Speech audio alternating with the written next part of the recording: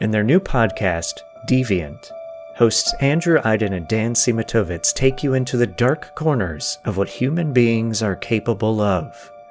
In their gripping first season, they embark on a chilling journey into the life and crimes of Israel Keyes, one of the most methodical and terrifying killers of our time.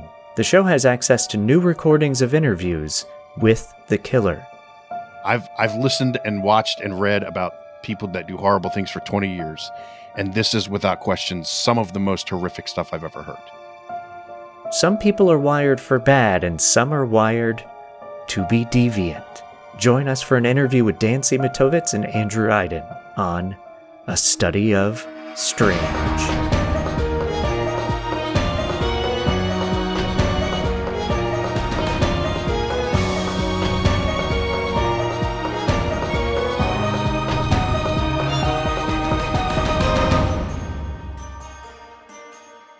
Welcome to the show. I'm Michael May, your guide into, all things strange and mysterious.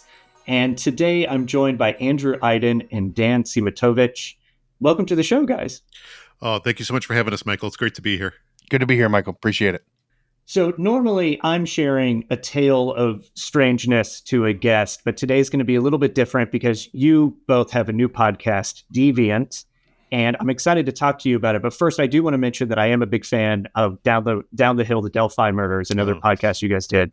Yeah, thank you. Thank you. Of Appreciate course. it. There was a third host on that one. Yeah, we had a third part of our team. Her name is Barbara McDonald. She's now at Core TV, but she and I worked together at HLN and CNN for a long time.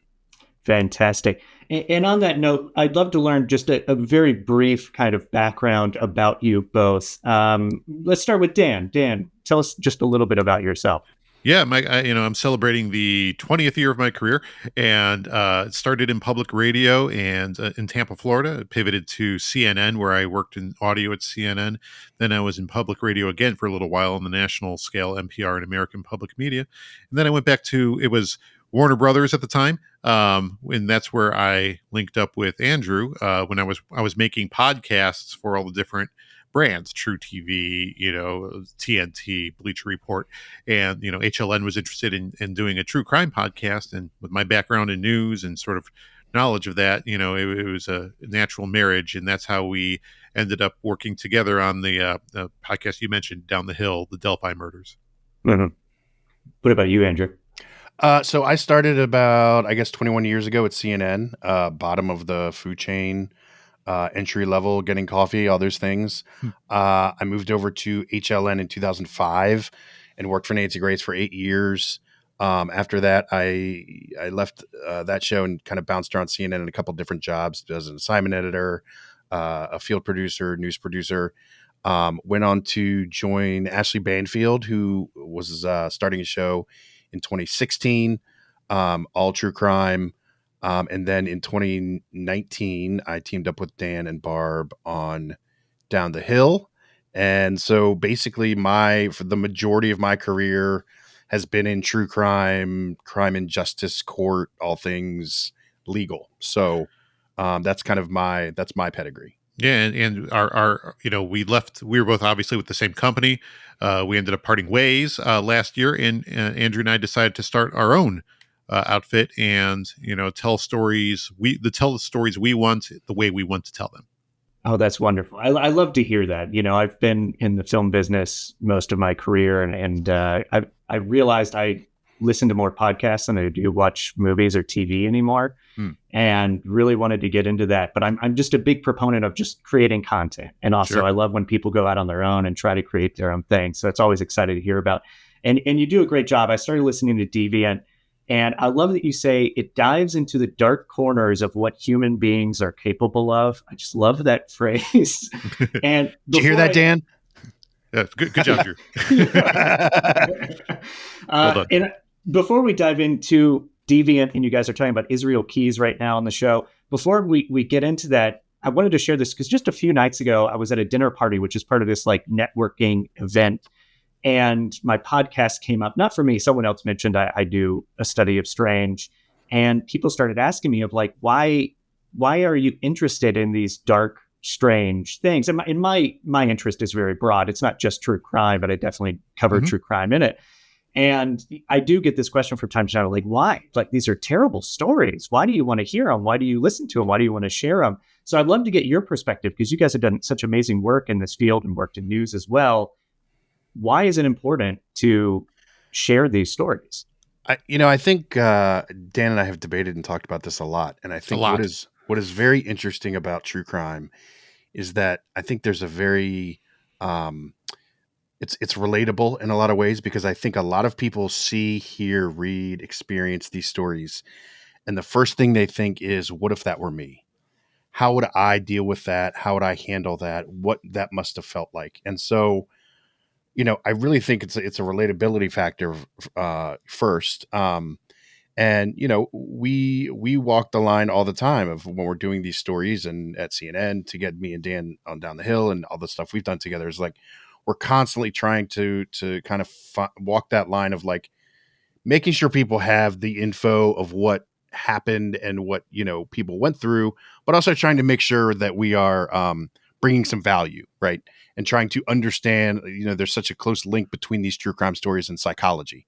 And some of that is what we're getting into in Deviant. It's like the psychology of people, why they are wired certain ways.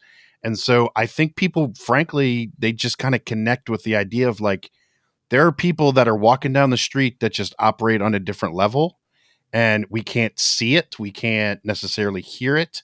Sometimes there are tells, sometimes there's not. And so I really think at the end of the day, it's just kind of like,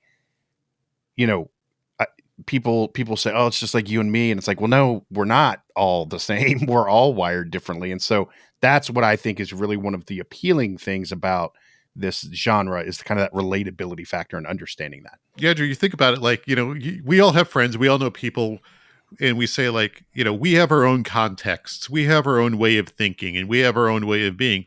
And this probably happens every day to all of us. I know it does to me. Like, how could that person say that? How could that person think that? And that could be our friend, or that could be our boss, or that could be our coworker. Like, we just don't understand how they could possibly think this one particular thing, right?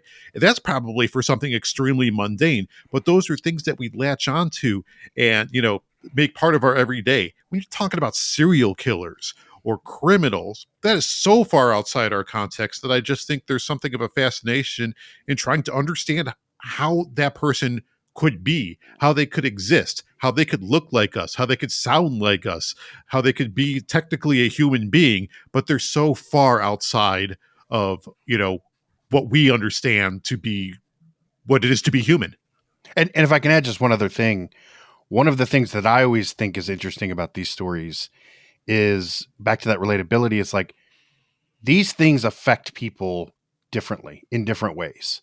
And I am fascinated with people's ability to be resilient and to overcome these things because obviously, and we always talk about the victims of some of these horrific crimes, Yes. Who they were in life, what they could have been, what they would have been. But also what's always been fascinating to me is talking to people over the course of my career who've been kind of on the periphery, right? There's a ripple effect. There's family, there's friends, there's children, there's husbands, wives, coworkers, everything. And I'm always intrigued at asking them, how did you get past this? And I think that the human condition is incredibly resilient. And I think you'll find that everybody has a different answer. In fact, one of the last interviews I did when I was at CNN was with a woman who had lost all three of her children to her husband. And I asked her, I said, how did you get up and keep moving? And she said, I didn't have a choice because the only other option was to sit and wallow in this horrific thing. And she said, honestly, at the end of the day, there really was no choice. And I think that's always fascinating to me, is delving into how people get up off the mat and move forward in the wake of all these horrific things. That's really well said. I think that's very well said. And the question I posed there, I don't always have an answer to it, and I think your answers have actually been really enlightening a little bit to me, is because I always kind of debate this, whether with other people or just internally. Well, let me ask you, Michael, like the stories that you tell, and I love the kind of stories that you tell. Like early in my career, I work early morning radio, and Coast to Coast AM would get me to work awake and alive, right? And so I love this sort of subject material. Like, what is it? What fascinates you about this stuff? Like the stories you tell?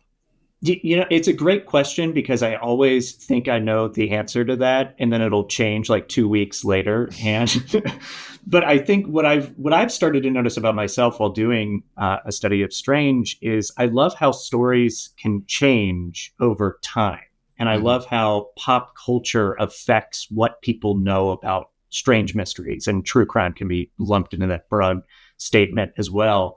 And so I like trying to figure out what actually did happen with this story. What are people ignoring or forgetting as these things are retold through time, which is partly why I tend to tell older stories because I Mhm. like to see how they've changed through Yeah. time. That's a great point. Like stories are dynamic, right? Yeah, And storytelling is dynamic. And I guess the reason that we're interested in these stories probably should be dynamic too, right?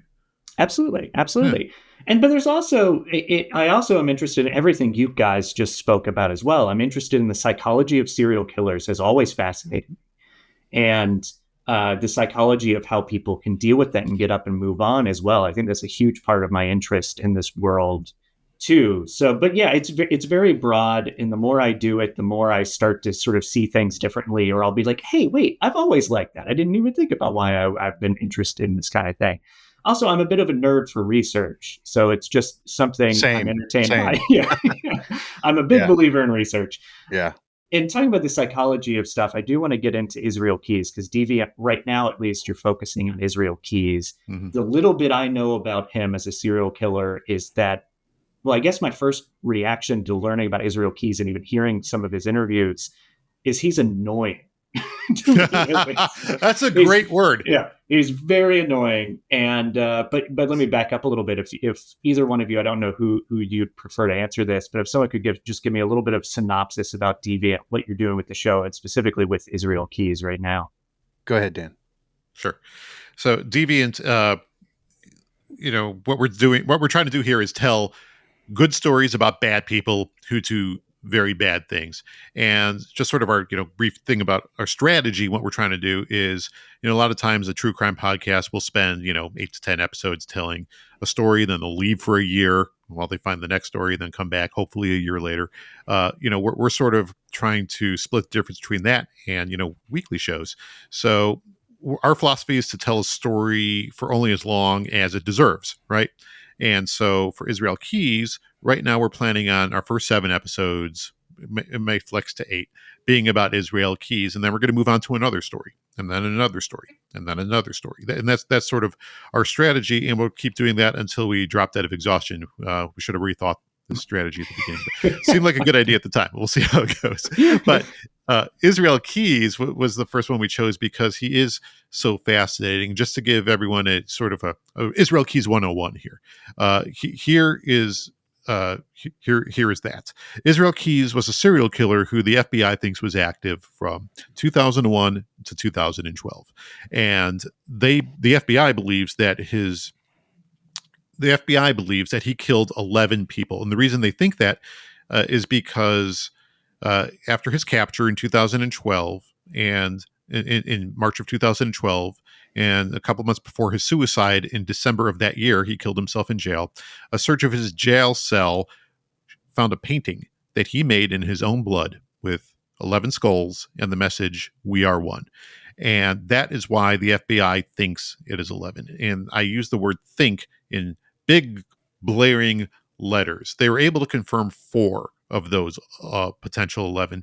But the reason he's such a mystery is because of the way he operated. His MO, we say that he may be the most famous serial killer you've never heard of. He's definitely probably the most meticulous, pre-planned, known serial killer out there. What he would do is he would travel all over the United States. He would travel through Canada. He would travel internationally, and he would bury kill kits in random locations anywhere. And then he would leave and come back X amount of time later. Sometimes it was years, dig up those kill kits, and then find a victim. And he didn't have a victimology like a lot of serial killers. He didn't like large people, small people, blondes, brunettes, males, females. He didn't that was another thing that was very different about him. He would just kill whomever in a random location, and then he would leave. So police didn't know that there was an active serial killer out there They did it because, it was all these different bodies in different locations that they don't know and still may not know was attributed to this one person. And then he got caught because he eventually departed from this extremely effective MO. And that's when he started talking. He was never tried. He was never even charged with these crimes because he confessed immediately. Like, I'm this serial killer. You caught your monster, is what he said. All I want was to be executed by the federal government. So let's negotiate. You give me what I want and I'll give you everything you want. And, we've gone through 20 hours of these tapes, these interrogation tapes now, and he details some pretty horrifying stuff. And, but he plays a lot of games too with the truth. He was really one of the bedrocks of what he did and why he was able to get away with it for so long was he was incredibly disciplined. And he talks about that in these interviews about how he never committed crimes close to his house. He never did them when, wherever he was living at the time. And the cruel, nature of what he did was because of that discipline. And what's incredibly ironic is, and Dan alluded to it, is that the reason he was caught is because that control and that discipline started to slip. And the reason he was caught is because he, of all things, he started using an ATM card of his final victim. And so that was what got him. That's when he popped up on the radar, because there was a girl that was missing and her debit card was suddenly being used across the Southwest, New Mexico, Texas. And so the irony is that all of that control and that discipline that he held on to for so long started to go out the window, and that's what got him caught. And that's why investigators finally sat down in an interrogation room with him and were like, oh, this guy is completely different. He's not like anything we've ever really seen before. Yeah, they had no idea what they had when they captured him. Quick coded to that is when they captured him, the only thing that they could charge him with was credit card fraud. That is the only thing that they had to charge him with. They knew he took Samantha Koenig, the girl that they were looking for, but the only thing they could charge him with was that credit card fraud. They didn't know whether she was still alive or not at that point, and they had no idea that he was a serial killer. And the only way they found out that he was this person is that he told them. And what year was it that he was finally caught? 2012. 2012. And do you guys think that his ego might have gone into him kind of slipping up and starting to use the card? Because he is a very egotistical individual. I think so. Absolutely. I think one of the hallmarks of serial killers essentially is that they are all their biggest fans to a certain extent. Mm-hmm. There are others who find, glory in the media coverage, in the notoriety and all of that stuff. And Israel Keyes was different because he actually didn't seek out like attention.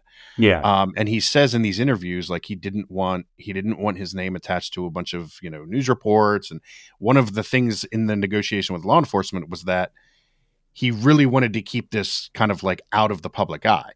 However, with that said, where he did like the glory, and you can hear it in his voice, is sitting in that interrogation room across the table from investigators and engaging in that dialogue and that back and forth, because he loved knowing that I know everything and you guys only know some of these things.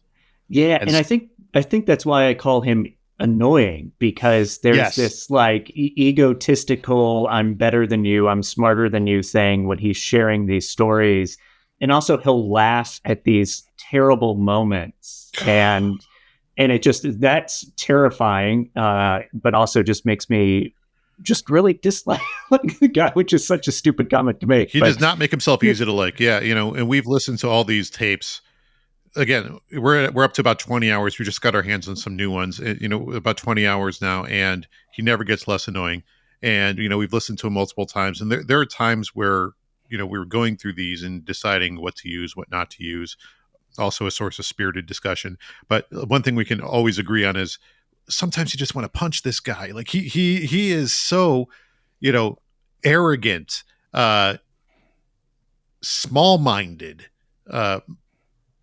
He's clearly an aberrant person, and it's interesting. Like it also depends. He almost seems to change when you're listening to these tapes, when you're watching him, when you have that opportunity or listening to it, you can hear him almost physically change depending on the topic, right? When he's negotiating or playing games with federal prosecutors or detectives, that's when he's at his most arrogant. That's when I think is at his most I'm smarter than everyone else in this room. I am controlling this situation. When he does get into details, that's where you can hear his voice change. It gets low. It gets intense. And the detectives we talked to who were in that room would say that you could see him physically change too. Like you could tell he was reliving these moments when he's actually talking about his crime. I believe one of the detectives told us that he was in this wooden chair and he would rub his hands back and forth and like he had his handcuffs and chains on, and like there was a time where he actually rubbed some of the wood off the chair. He was just so into reliving these experiences and these memories. That's, I think, those are the points when you hear him do that where he's at his most genuine. We've also talked about we've had spirited discussions, many of them. One of them is that, what if he's just full of it? What if he's just lying? And, we know that serial killers lie. We talked to a psychologist who's like, that is a very normal, regular factor here. And, we've entertained ourselves in our conversations about like, what if that drawing with his blood of 11 skulls, what if it's just all garbage? What if it's just some sort of like, you know what, my final flourish here is I'm just going to throw them off. And so that's something we've discussed and debated. And, I think trying to figure out the reality of that is what we've kind of charged ourselves with. And so, he is very arrogant and he is also annoying. You are correct. One thing we do know is that he is, at the very least, responsible for 4 murders. Bill and Lorraine Currier in Essex, Vermont, Samantha Koenig in Anchorage, Alaska, and Deborah Feldman from, I believe, Hackensack, New Jersey. And so you mentioned that you have some new tapes or new interviews. Are those already part of the show, or are they coming out in the show? Or we're actually working those in now. Nice. Those are... there are tons of tapes that are out there about Israel Keys. The ones we're sorting through now, when we made our initial request to the U.S. Attorney's Office to get material, there was a portion of those tapes that they were not releasing. They were not available. The very first ones. And so that, the request for that material that we made was a long time ago. Since then, some of those that were previously unreleased and not accessible have made their way to the internet, as everything does. And we're, as we speak actually now, going through the process of trying to authenticate to make sure those are real. Because obviously with, anything can be thrown on the internet in any way with AI and everything. So we are in the process of authenticating those. And, we have gotten pretty close to the point of doing that. And what those tapes reveal is a very clear picture of why they didn't want to release them, is because they are, I just said to Dan a short time ago before we did this recording, is that I've listened and watched and read about people that do horrible things for 20 years. And this is without question some of the most horrific stuff I've ever heard. And it's clear to see why they didn't necessarily feel the need to release those. And to be a little more specific, without getting specific in the way you fear I'm about to, I'm not going to do that, Andrew. But it's specifically about it was his confession over the murder of Samantha Koenig and what he did to her. And it's beyond horrific. And that's not hyperbole. That's coming from someone who's done this for 20 years. Yeah, it's the worst I've ever seen. News guys who've seen a lot. Yeah. So I don't want to give anything away from your show. People should listen to Deviant. But what can you give us that people may be able to take away from your coverage of Israel Keys that they're not going to get from another podcast or YouTube video or, television show? I think one of the first things that we set out to do when we started talking about this story is, what we didn't want to do was just sit down and talk about a guy and talk about what he's done for the sake of just talking about it. And I've actually had multiple conversations with people about the reason why we felt this was a good story to tackle is that what we have is an opportunity that is not often presented, which is there are hours of this guy speaking to authorities about who he was, what he did, his psychology, why he did it, how he did it, all of those things. And what we wanted to make sure from the beginning is that we're providing some value. And I think that that value sits in the margins of understanding and trying to wrap our heads around how people operate.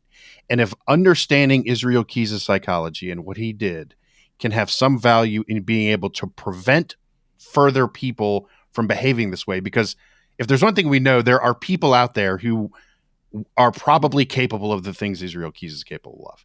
If understanding Keyes can curb the ability for others to behave that way, then I think that's the value we're looking for. And I also think I think we're also bringing our sort of, many years of storytelling experience to the table here in all the stories that we want to tell, to everything that Drew just said, to sort of apply that, right? To combine that all to make it an experience that makes you feel like you are experiencing the story in an almost firsthand way, right? We pride ourselves on sort of the craftsmanship of what we do. We want to create scenes and sense bound stuff that really transports you to the scene that you're listening to, and really trying to immerse you in the story. So and I think to achieve the things that we want to achieve, as Drew laid out, you really have to invest someone in the story. And I think the best way to invest someone in the story is to make them experience the story. And that's what we're out to do. Well, you're doing a great job at it. You two and everybody you work with are so good at what you do. And I've already enjoyed Deviant so much. I think I'm 3 episodes in and I'm hooked. So so you're doing your job. You're caught up. Yeah. Yeah. And so the future of Deviant here, not to sound like I just want to plug things, because that's not the point of this, but do you already know where you want to go after Israel Keyes? And you don't have to say what it is. If it's a secret or tease, you can leave it. But do you know where you're going to go or who you're going to cover? I think so. We've kicked around a few ideas. We have a spreadsheet that's got about 60 rows of ideas. And I think we've sort of landed on one. Nice. And what I can tell you is that there is no doubt that it falls under the umbrella of Deviant. It's a horrific story for a couple of different reasons, but so Dan mentioned earlier kind of that always on mentality we're going to have with the show, which as he also said may kill us, but we're going to give it a go. But I mean, the unfortunate thing is that there is no shortage of people that fit that description of deviant and sitting outside of what society considers normal. We have our eyes on a second story. We got our eyes on a third, fourth, and fifth. That could change, could move around, but yes, we are. Yeah, and like one thing is, I think we both would like to underline is it's not just going to be the serial killer or monster of the week, right? Or, serial killers are very obvious deviants, and, we'll be telling those stories. But there are other kinds of stories that I think fall under the umbrella of deviance as well, and crime, right? And I think we're exploring stories that people, I think, would really latch onto in that way as well. That makes sense. Is there anything I didn't ask you about that you guys want to mention about the show or anything else? Well, obviously, we'd love everyone to follow it. And the best way to do that is, wherever you get your podcasts, find Deviant. If you're a chart browser, we're towards the top of the charts for true crime on Apple right now. Just look for the big red logo that says Deviant. Please follow. Please follow the show. That way you're going to get new episodes as they come out. And we're on social too. We're on Instagram, we're on TikTok at deviant.podcast. And we're really excited about the work we're doing, and we're really hoping to not just, we'd love for you to listen, but we're also want to build a community of people who want to, experience these stories with us. So, we have a Patreon too, and there you get access to the Discord. We'll be there chatting. We'd love to hear your ideas for what stories you want to hear. We've already got some great suggestions from some of the people that, have commented or left reviews or, and other appearances we've made, like, stories we haven't heard of that we look up and are like, wow, we had no idea that existed. So, we're sort of on this quest, this sort of, the more I say it out loud, the more it's terrifying. This never-ending quest, to keep running down this sort of trail of deviance. Well, that's well said, and I'll have links in the show notes for everybody as well. And yeah, I can't thank you guys enough for doing this. I really, again, I've already said it, but I love your work. And I'm thrilled that you were able to join me today, and I'm looking forward to listening to more Deviant. Oh my gosh, Michael! Thanks so much for having us. Thanks a ton, Michael. We've done a lot of conversations. This one was very enjoyable. Thank you so much. Oh, thank you. Thank you for listening to A Study of Strange. Check out our show notes for more information about the Deviant podcast, Cold Open Media that produces the show. They are exceptional at what they do in producing content. And before you go, please take a quick second to hit that follow or subscribe button, and please leave a rating and review. It goes a long way to helping more people find this show.